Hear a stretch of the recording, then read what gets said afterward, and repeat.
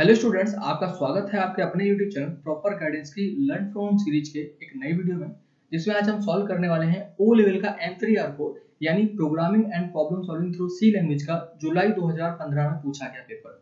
अभी मैंने जनवरी 2015 नहीं कराया है। जनवरी 2015 क्या था, जनवरी 2015 के सभी क्वेश्चन पेपर, चाहे वो आपका फर्स्ट पेपर हो, सेकेंड पेपर हो, थर्ड पेपर हो या फोर्थ पेपर हो, सारे के सारे पेपर आपके आउट ऑफ सिलेबस पूछे गए थे। आप पता नहीं कहाँ से क्वेश्चन रख दिए गए थे उस टाइम, शायद वो लोग कुछ नशे करके बैठे थे। पूरे के पूरे question paper out of paper है, तो आप लोग पेपर चेक कर सकते हो। अगर आप लोग कहेंगे तो हमसे आपके लिए यहाँ पे सॉल्व करा देंगे, लेकिन मेरा विचार है कि आप लोग उसे सॉल्व में, मेरा सजेशन भी है कि आप लोग उसे सॉल्व ना करें, क्योंकि आप उसमें बहुत ज्यादा कंफ्यूज हो जाएंगे, क्योंकि इसमें बहुत ज्यादा सिलेबस आउट ऑफ सिलेबस पूछ रख दिया गया था। ठीक है, बहुत ज्यादा सिलेबस आउट ऑफ सिलेबस रख दिया गया था, तो आप लोग उसे स्किप कर दें। लेकिन अगर आप कहेंगे तो आप मुझे कमेंट करके बताएं, अगर आप चाहते हैं कि उन्हें भी मैं सॉल्व करा दूं तो मैं उसको सॉल्व करा दूंगा, मुझे कोई दिक्कत नहीं है। लेकिन अगर आप लोग उनको एक बार देख लें, उसके बाद मुझे कमेंट करके बता दें कि मैं इसको सॉल्व कराऊं या ना कराऊं। तो चलिए शुरू करते हैं, लेकिन उससे पहले आप लोग कॉपी पेन ले लीजिएगा, जिससे आप लोग साथ साथ में सॉल्व कर पाएं, क्योंकि वो पता है कि सी प्रोग्रामिंग के बहुत सारे क्वेश्चन रिपीट होते हैं, तो आप इसे बहुत आसानी से पास कर पाएंगे। तो चलिए शुरू करते हैं, पहला क्वेश्चन पढ़ते हैं। पहला क्वेश्चन क्या कह रहा है, मैं इसको जूम कर लेता हूँ थोड़ा सा। हाँ, अभी ठीक है। तो चलिए पढ़िए। Which of the following is the correct order of evolution for the below expression? यानी कि नीचे कोई एक्सप्रेशन दी हुई है, इससे बोला है कि ऑपरेटर किस प्रकार सॉल्व होंगे। तो आप सभी को पता है कि सबसे बाद में कौन सा ऑपरेटर चलेगा, असाइनमेंट ऑपरेटर चलेगा। मैं कई बार बता चुका हूं आपको, पुराने वीडियोस आपके प्लेलिस्ट में जाके चेक कर सकते हो। प्लेलिस्ट का आपको लिंक इस वीडियो की डिस्क्रिप्शन तथा वीडियो के एंड में आपको मिल जाएगा। तो ये क्या है, सबसे बाद कौन सा चलेगा, असाइनमेंट। लेकिन यहाँ पे आपका बी ऑप्शन देखिए गलत हो गया, क्योंकि इसमें असाइनमेंट ऑपरेटर लास्ट में नहीं सबसे पहले लगा है। ठीक है, तो आपके इन तीन ऑप्शन में से एक सही होगा। तो चलिए समझते हैं। उसके बाद हमने क्या बताया था कि आपके देखिए यहाँ पे अरिथमेटिक ऑपरेटर तो सभी लगे हुए, तो अरिथमेटिक ऑपरेटर में सबसे ज्यादा एसोसिएटेड, सबसे ज्यादा प्रेसिडेंस किसका है, इसका है और इसका है और इसका है। ठीक है, ये तीन की क्या होती है, सबसे ज्यादा प्रेसिडेंस होता है। लेकिन आपको पता है कि अगर ये तीनों आ जाते हैं तो तीनों की एसोसिएटिविटी सेम है, तीनों बराबर की ताकत रखते हैं, तो पहले कौन सॉल्व होगा, जो पहले आएगा। तो यहाँ पे देखिए पहले कौन आया है, एस्टिक्स पहले आया है, तो यानी कि सबसे पहले कौन सा चलेगा, एस्टिक्स चलेगा। सबसे पहले कौन चलेगा, एस्टिक्स चलेगा। तो दो में एस्टिक्स सबसे पहले, तो ये गलत हो गया आपका। ठीक है, इन दोनों में से कौन सा सही आंसर है। तो एस्टिक्स के बाद क्या चलेगा, एस्टिक्स के बाद क्या आया है, ये आया हुआ है, तो यानी कि एस्टिक्स के बाद क्या आया है, स्लैश आया है, यानी डिवाइड का सिंबल आया। तो एस्टिक्स का डिवाइड सिंबल कहाँ है, ए नंबर में है। तो आपका सही आंसर क्या है, ए नंबर। कौन सा सही आंसर, ए नंबर। तो यहाँ पे देख लीजिए, एस्ट्रिक्स स्लैश मॉडुलस और फिर सम और फिर सब्सट्रैक्शन, तो ये है आपका सही सीक्वेंस इसके रन होने का। ठीक है, चलिए आगे बढ़ते हैं, अगला क्वेश्चन पढ़ते हैं। अगला क्वेश्चन कह रहा है which of the following is the correct order if calling function in the below code। यानी कि नीचे आपको एक एक्सप्रेशन दिया हुआ है, आपसे पूछा है कि निम्न में से कौन सा फंक्शन पहले कॉल होगा। फंक्शन ध्यान रखिएगा, फंक्शन कौन पहले कॉल होगा। यहाँ पे आपसे ऑपरेटर नहीं पूछ रहा है, आपसे पूछा फंक्शन। यहाँ पे तीन फंक्शन दिए हुए हैं, f1 f2 f3। यहाँ पे कौन सा फंक्शन पहले कॉल होगा। तो देखिए अभी आप लोग यहाँ पे कंफ्यूज हो जाएंगे, आप कहेंगे एस्टेरिक्स ऑपरेटर है। ठीक है, एस्टेरिक्स ऑपरेटर है तो भाई ये दो पहले कॉल होंगे, लेकिन ऐसा नहीं है। फंक्शन की कॉलिंग कंपाइलर के ऊपर डिपेंड करती है। किसके ऊपर डिपेंड करती है, कंपाइलर के ऊपर। आपका कंपाइलर जैसा होगा वो वैसे हो सकता है उससे पहले कॉल कर दे, हो सकता है इसे पहले कॉल कर दे, हो सकता है इसे पहले कॉल कर दे। वो कंपाइलर के ऊपर डिपेंड करता है, कंपाइलर किस प्रकार का है आपका। ठीक है, तो ये आपका अलग अलग कॉल हो सकता है, पहले हो सकता है ये हो ये हो ये हो, कोई इनमें से कोई भी पहले कॉल हो सकता है। वो डिपेंड किसके ऊपर करेगा, कंपाइलर के ऊपर डिपेंड करेगा। फंक्शन कॉलिंग याद रखिएगा, जब भी आप फंक्शन को कॉल करते हो तो आपके कंपाइलर के ऊपर डिपेंड करता है कि कौन पहले कॉल होगा। तो यहाँ पे इसका सही आंसर है सी। याद रखिएगा इसका सही आंसर क्या है, जब भी फंक्शन कौन सा पहले कॉल होगा ये पूछा जाए ना, तो आप क्या करेंगे कि ये कंपाइलर के ऊपर डिपेंड करता है। ठीक है, चलिए आगे बढ़ते हैं। ये देखिए क्वेश्चन रिपीटेड है, मैं इसको कई बार करा चुका हूँ और बहुत बार पूछा जा चुका है, इतनी बार रिपीट हुआ है हद से ज्यादा। यहाँ पे पूछा है कि इंडिया बिट्स कितनी बार प्रिंट होगा। तो यहाँ पे देखिए मैं आपको करा चुका हूँ, लूप कहाँ जाएगा, -1 से लेकर 10 तक जाएगा, और -1 से लेकर 5 तक क्या चलेगा, कंटिन्यू चलेगा, यानी आपका कंट्रोल कहाँ आएगा, लूप पे वापस आएगा। ठीक है, और जैसे ही खत्म होगा क्या हो जाएगा, ब्रेक हो जाएगा, यानी कि आप लूप के कहाँ जाएंगे, लूप के आ जाएंगे आप बाहर। और जब आप लूप के बाहर आ जाएंगे तो ये लाइन तो चली नहीं, और अगर ये लाइन चलेगी नहीं तो क्या इंडिया बिट्स प्रिंट हुआ, नहीं, इंडिया बिट्स प्रिंट नहीं हुआ। मैं इसको कई बार करा चुका हूँ आपको, आप लोग ध्यान दीजिएगा इस पे। ठीक है, तो इसका सही आंसर क्या है, इंडिया बिट्स प्रिंट ही नहीं होगा। इसका सही आंसर क्या है, 0 टाइम सी नंबर। आगे बढ़ते हैं, ये भी मैं करा चुका हूं आपको पिछले वीडियोस में। ठीक है, यहाँ पे देखिए what do the following declaration signify, यानी कि इससे आप क्या समझते हो। यहाँ पे देखिए सीएमपी क्या है, फंक्शन है। CMP क्या है? फंक्शन जो क्या रिटर्न करेगा? पॉइंटर रिटर्न करेगा। जो क्या रिटर्न करेगा? पॉइंटर रिटर्न करेगा। पॉइंटर वाला वीडियो के चैनल पे आ चुका है, आप जहाँ पे चेकआउट कर सकते हैं। ठीक है, अगर आपको नहीं दिख रहा है तो कुछ देर में दिखने लगेगा, आप वहां से जाके पॉइंटर पढ़ सकते हैं। पॉइंटर वाला वीडियो जरूर देखें। यहाँ पे देखिए क्या है, पॉइंट CMP क्या है? फंक्शन है। तो यहाँ पे देखिए सिर्फ फंक्शन एक ही में दिख रहा है। ठीक है, कहाँ पे दिख रहा है? C नंबर पे। CMP क्या है? एक फंक्शन है जो क्या रिटर्न करेगा? पॉइंटर रिटर्न करेगा, वॉइड पॉइंटर रिटर्न करेगा। ठीक है, चलिए आगे बढ़ते हैं। 1.5 when following piece of code, यानी कि जब ये कोड चलेगा तो क्या होगा? ये भी मैं आपको कई बार करा चुका हूँ। यहाँ पे देखिए नेटवर्क में कितने कैरेक्टर हैं? 7 कैरेक्टर हैं। एरे का साइज क्या है? 7 है। जबकि आपको पता है कि जब भी आप किसी स्ट्रिंग को स्टोर कराते हो तो आपको एक ज्यादा एरे का इंडेक्स लेना होता है, क्योंकि आखिरी कैरेक्टर आपको नल रखना होता है। क्या रखना होता है? नल रखना होता है। तो उसके लिए जगह नहीं बचेगी। जब जगह नहीं बचेगी तो क्या दे देगा कि आपके एरे का साइज कम है, यानी कि आपका कंपाइल एरर मिलेगा। क्या मिलेगा? कंपाइल एरर मिलेगा। ये रन ही नहीं होगा। ठीक है, मैं करा चुका हूँ आपको। देखिए कितना क्वेश्चन रिपीट हो रहा है। ये भी क्वेश्चन आपका रिपीटेड है, मैं इसको कई बार करा चुका हूं आपको। रिजल्ट ऑफ रिलेशनल ऑपरेशंस, यानी कि रिलेशनल ऑपरेटर का रिजल्ट हमेशा क्या होता है? 0 और 1 होता है। ये भी रिपीटेड है, हमेशा 0 या 1 होता है, ट्रू या फॉल्स होता है। आगे बढ़ते हैं। ये क्वेश्चन भी देखिए, अगला वाला भी रिपीटेड है। मैं आपको पहले बोल रहा था इसमें ज्यादातर क्वेश्चन रिपीट होता है कि भाई कौन सा कीवर्ड है जो कंट्रोल को एक फंक्शन यानी फंक्शन से कॉलम फंक्शन पे वापस ट्रांसफर करता है। ये भी मैं आपको करा चुका हूं। कौन सा है? रिटर्न है। कौन सा है? रिटर्न। आगे बढ़ते हैं। अगर आप ये पेपर पूरे के पूरे देख लेते हैं तो मैं कह रहा हूं कि आपके कम से कम 30 प्लस नंबर आएंगे। कितने? कम से कम 30 प्लस, अगर आप ये पूरे पेपर सॉल्व कर लेते हो। ठीक है, बहुत ही आसान होता है ऑब्जेक्टिव, ज्यादातर क्वेश्चन रिपीटेड है। ठीक है, आगे बढ़िए।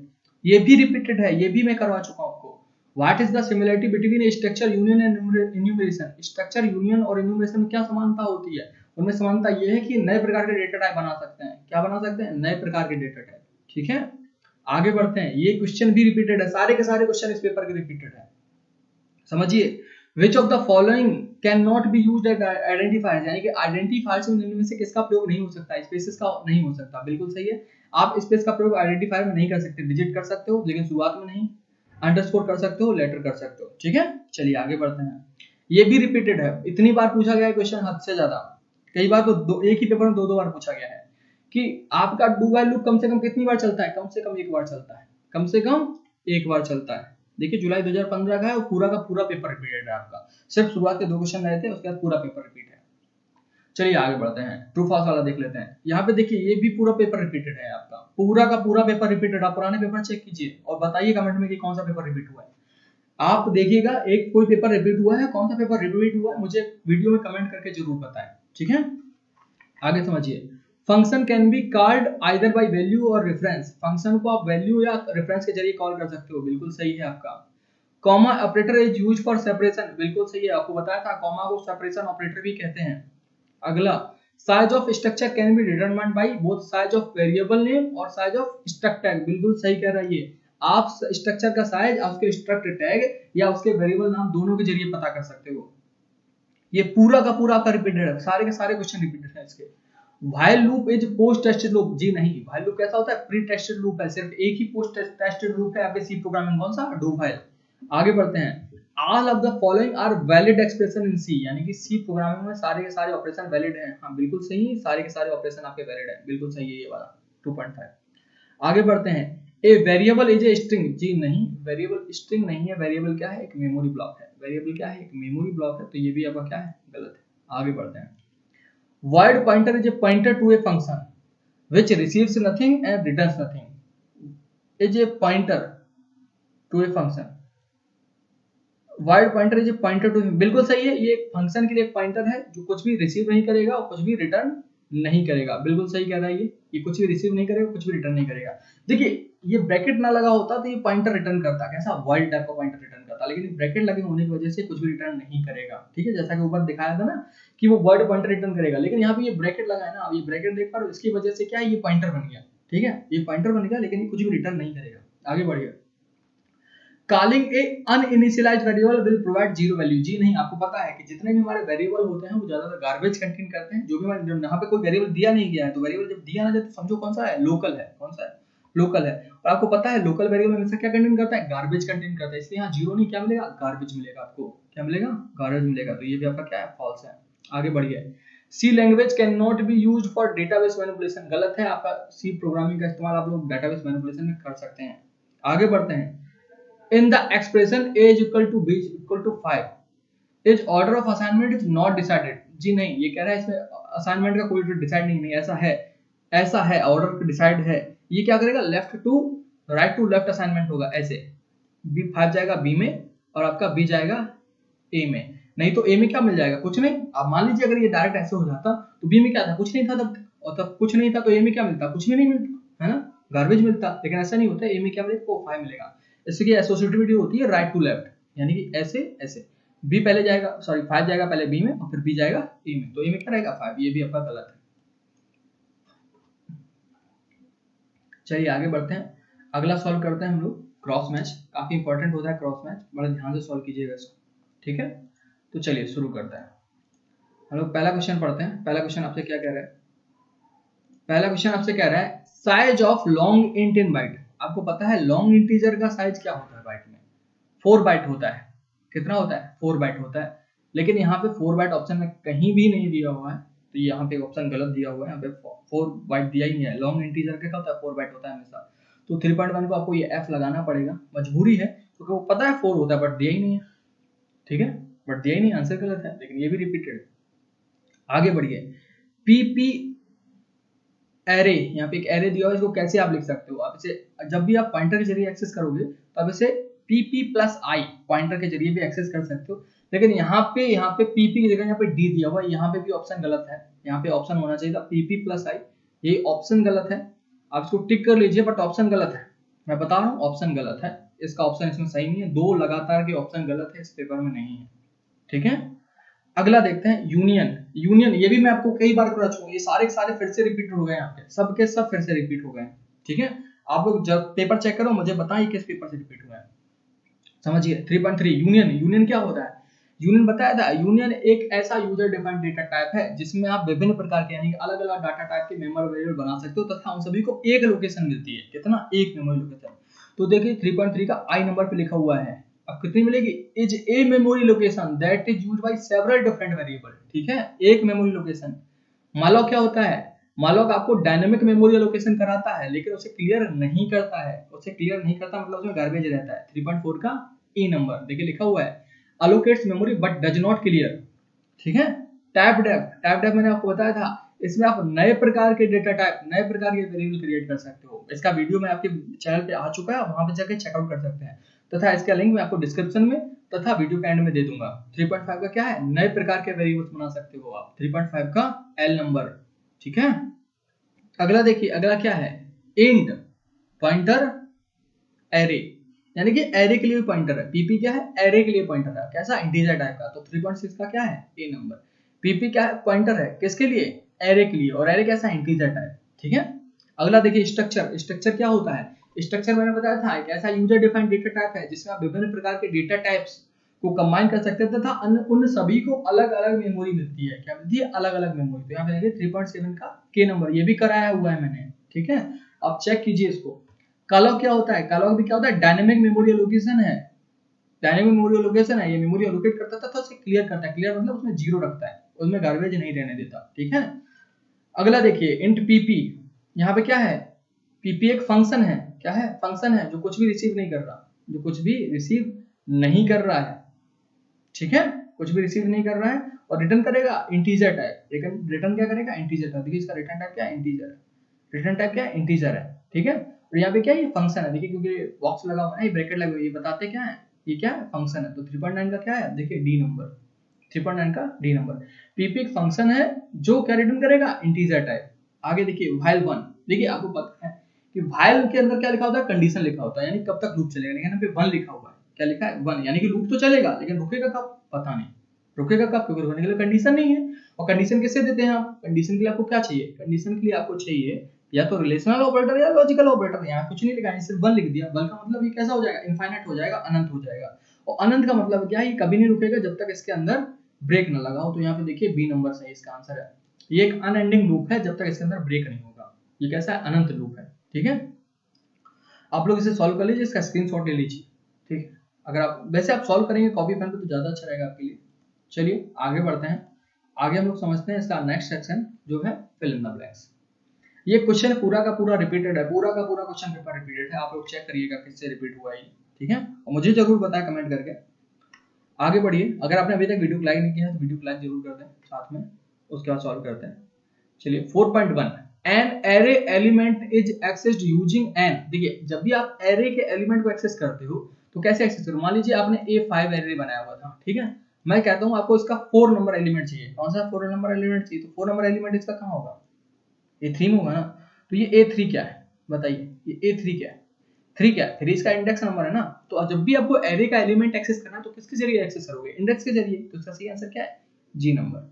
ये भी रिपीटेड है, पूरा का पूरा आपका फिल इन द ब्लैंक्स भी रिपीटेड है, देख लीजिए पूरा का पूरा फिल इन द ब्लैंक्स आपका रिपीटेड है। आगे समझते हैं। Null is macro constant which has been defined in header file. ये भी मैंने आपको कई बार बताया कि नल मैक्रो किस हेडर फाइल में होता है, ये होता है stdio.h में। तो इसका देखिए h नंबर पे लिखा हुआ है। नल मैक्रो किस में होता है, stdio। जितने भी प्री डिफाइंड मैक्रो वो सबके सब stdio.h में होते हैं। आगे बढ़िए, वह कौन सा फंक्शन है जो किसी फाइल पॉइंटर को बिगिनिंग यानी फाइल की शुरुआत तक पहुंचा देता है। ये भी मैंने कराया है, इसका आंसर क्या होता है, fseek। इसका सही आंसर क्या है, सी नंबर। fseek एक ऐसा फंक्शन है जो फाइल पॉइंटर को फाइल की शुरुआत तक पहुंचा देता है, क्या है, सी नंबर। अगले बढ़िए, एक लाइब्रेरी फंक्शन है जो आपको किसी प्रोग्राम से बाहर कर देता है, प्रोग्राम से एग्जिट होना है। प्रोग्राम से एग्जिट होने के लिए एक फंक्शन मैंने आपको बताया है जो किसमें होता है, stdlib.h में होता है, उसका नाम क्या है, एग्जिट। उस फंक्शन का नाम क्या है, एग्जिट फंक्शन है। किसमें होता है, stdlib में होता है, देखिए ऐप नंबर पे लिखा हुआ है। पूरा का पूरा पेपर आपका रिपीट है। चलिए आगे बढ़ते हैं। 4.5 the statement cause an exit from inner most loop और स्विच। लूप और स्विच से बाहर आने के लिए किस स्टेटमेंट का प्रयोग करते हैं, ब्रेक का। किसका, ब्रेक का। तो इसका सही आंसर देखिए आई नंबर पे लिखा हुआ है। आगे समझते हैं। Data member can only B use in static function. Static function के अंदर कौन से डेटा मेंबर यूज हो सकते हैं, स्टैटिक टाइप के। कैसे, स्टैटिक टाइप के। यहाँ पे देखिए ई नंबर पे लिखा हुआ है, कौन सा है, ई नंबर। आगे बढ़िए 4.7 can not be legitimately passed to a function. यानी कि आप फंक्शन में क्या पास नहीं कर सकते, आप फंक्शन में पॉइंटर डायरेक्टली पास नहीं कर सकते। फंक्शन में आप डायरेक्टली पॉइंटर को पास नहीं कर सकते, ठीक है। पॉइंटर तो है ही नहीं कुछ, पॉइंटर का मतलब क्या है, दूसरे वेरिएबल का एड्रेस, ठीक है। आप पॉइंटर का वीडियो जरूर चेक कीजिएगा। आगे बढ़ते हैं। 4.8 the smallest data item a computer can process. Computer में सबसे छोटा डेटा आइटम क्या होता है, एक बिट होता है। क्या होता है, एक बिट होता है। देखिए ए नंबर पे लिखा हुआ है, कंप्यूटर का सबसे छोटा डेटा आइटम एक बिट। ये पूरा का पूरा पेपर रिपीट है, आप जरूर चेक करें और मुझे बताएं ये कौन सा पेपर रिपीट हुआ है।